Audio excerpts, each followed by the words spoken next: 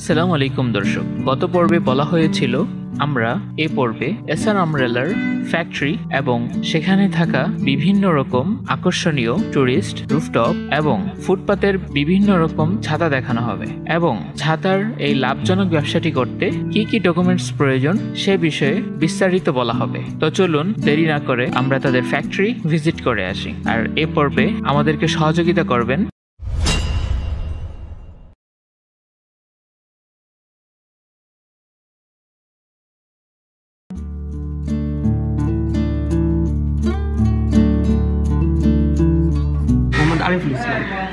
মোহাম্মদ আরিফুল ইসলাম ভাই আমাদেরকে এ বিষয়ে সহযোগিতা করবেন। সো আরিফুল ইসলাম ভাই, আমরা একটু ভিতরের দিকে যাই, আমরা দেখি কি কি কাজ হয় এখানে।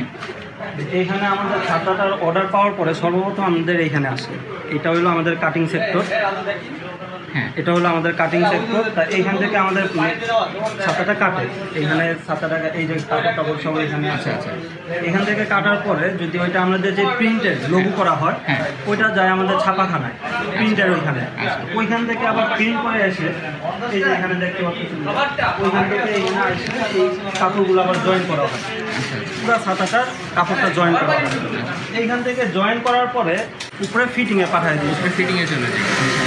এখন ভিউয়ার্স, আপনারা দেখতে পাচ্ছেন এখানে অসংখ্য